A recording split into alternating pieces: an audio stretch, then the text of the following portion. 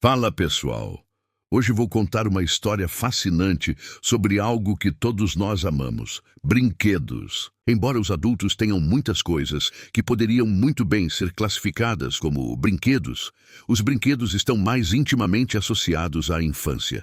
Se as coisas vão bem, o mundo inteiro de um garoto pode girar em torno de brinquedos. E isso é muito bom.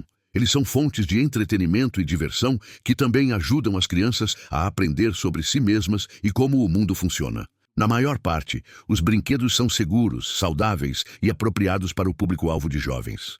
Muitos se tornam icônicos porque muitas pessoas os compram e muitas pessoas os apreciam, lembrando os sentimentos calorosos e os ótimos momentos que proporcionaram muito depois de terem quebrado ou sido colocados em uma caixa e enviados para um porão ou brechó. Outras vezes, porém, os brinquedos mais perigosos já vendidos ao público causar destruição.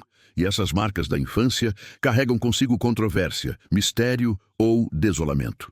Aqui estão alguns dos brinquedos mais fervorosamente amados de todos os tempos que têm histórias sombrias, gratuitamente.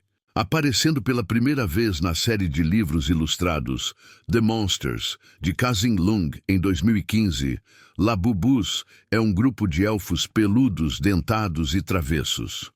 Uma linha de brinquedos lançada em 2015, mas que se tornou sensação em 2025, vendida em vários tamanhos e cores colecionáveis. Eles vendem em números tão grandes que a oferta não consegue atender à demanda. Então, embora um Labubu tenha um preço padrão de $27, eles podem valer por mais de 5 vezes o do mercado secundário. O desejo de capitalizar a tendência Labubu levou a vários atos de imprudência e criminalidade. Em uma noite de agosto de 2025, $30 mil em Labubus foram removidos à força de vendas de uma parada em La Puente, Califórnia, por 4 assaltantes que romperam uma porta de vidro. Em 2 dias, todas as bonecas foram recuperadas e devolvidas. Na semana seguinte, outros $30 mil em ações da Labubu desapareceram de um armazém em Chino, Califórnia, aparecendo na casa próxima de um indivíduo que planejava vendê-los a preços inflacionados. Há também a questão do Labubus falsificado e roubado.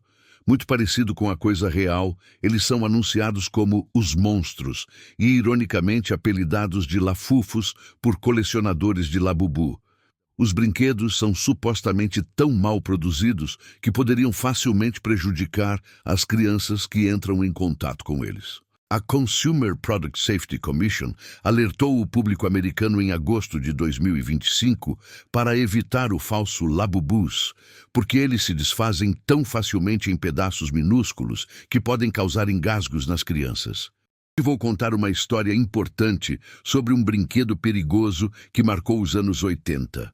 Os famosos dardos gramados. Vocês já ouviram falar desse jogo de quintal? Era parecido com aquele de ferraduras, onde as pessoas arremessavam dardos grandes e pesados, com pontas de metal, mirando em alvos no chão. Parecia divertido, não é? Mas havia um lado sombrio que poucos conheciam. Imaginem só, em apenas 8 anos, mais de 6 mil pessoas nos Estados Unidos foram parar no hospital por causa desses dardos. E o mais preocupante, mais de 80% eram crianças com menos de 15 anos, sofrendo ferimentos graves na cabeça, rosto, olhos e ouvidos. Em 1987, uma tragédia mudou tudo. A pequena Michelle Snow, de apenas 7 anos, brincava em seu quintal em Riverside, Califórnia, quando foi atingida por um dardo. A força do impacto foi tão grande, cerca de 23 mil quilos de pressão por polegada, que ela não resistiu e faleceu 3 dias depois. O pai dela, David Snow, começou uma batalha incansável para tirar esse brinquedo perigoso das lojas. Descobriu que os fabricantes tentaram contornar o problema apenas rotulando o produto como somente para adultos e colocando avisos nas embalagens. Mas isso não era suficiente. Após uma investigação da Comissão de Segurança de Produtos ao Consumidor, ficou provado que as empresas e lojas ignoravam as regulamentações. Finalmente, em dezembro de 1988, Os dardos gramados foram definitivamente proibidos nos Estados Unidos. Esta história nos ensina sobre a importância da segurança nos brinquedos e como pequenas mudanças podem salvar vidas. É fundamental estar sempre atento aos riscos, especialmente quando se trata das nossas crianças. Você já se perguntou como surgiu o ursinho de pelúcia? Essa história incrível começa com ninguém menos que o presidente Theodore Roosevelt, um homem conhecido por sua bravura e amor pela natureza. Em 1902, durante uma caçada no Mississippi, algo extraordinário aconteceu. Roosevelt, convidado pelo governador Andrew Longino, participava de uma expedição na cidade de Onward. Enquanto todos os outros caçadores tiveram sucesso, o presidente ainda não havia conseguido sua caça. Para agradar o presidente, alguns auxiliares encontraram um urso negro e o amarraram em uma árvore. Ofereceram a Roosevelt a chance de atirar no animal indefeso, mas aqui vem a parte mais impressionante. Ele se recusou. Com seu forte senso de ética, Roosevelt declarou que não havia esporte em atirar em um animal amarrado. A notícia dessa atitude nobre rapidamente se espalhou, e o cartunista Clifford Berryman criou uma charge no Washington Post retratando o momento. Foi aí que a mágica aconteceu. Um casal do Brooklyn, Morris e Rose Michtom, inspirados pela história, criaram um pequeno urso de pelúcia e o chamaram de Urso de Teddy. Com a própria aprovação de Roosevelt, os Michtoms começaram a produzir e vender esses ursinhos. O sucesso foi tão grande que eles precisaram abrir uma fábrica, que mais tarde se transformou na famosa empresa de brinquedos Ideal. E pensar que tudo isso começou com um ato de compaixão.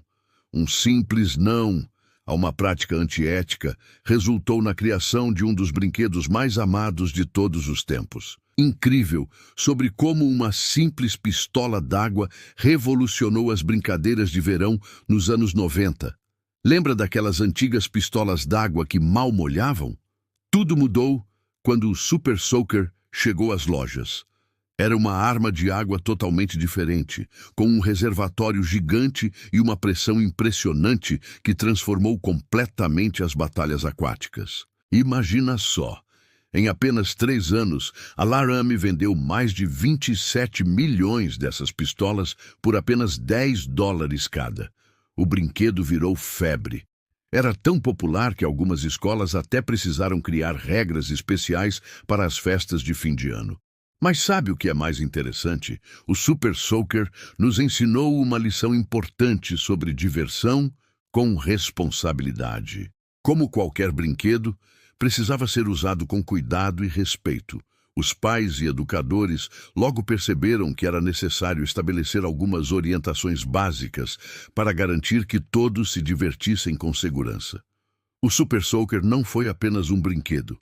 Foi uma verdadeira revolução que mostrou como a inovação pode transformar algo simples em algo extraordinário. Hoje, continua inspirando novos designs e tecnologias em brinquedos aquáticos. E você, tem alguma memória especial com Super Soaker? Compartilha com a gente nos comentários. Uma história incrível que marcou os anos 80 e até hoje causa polêmica. Já ouviram falar dos Cabbage Patch Kids? Aquelas bonecas fofas que literalmente causaram tumultos nas lojas em 1983. Imagina só, cada boneca era única, com rostinho molenga, olhinhos expressivos e, acreditem, vinham com certidão de nascimento e papéis de adoção.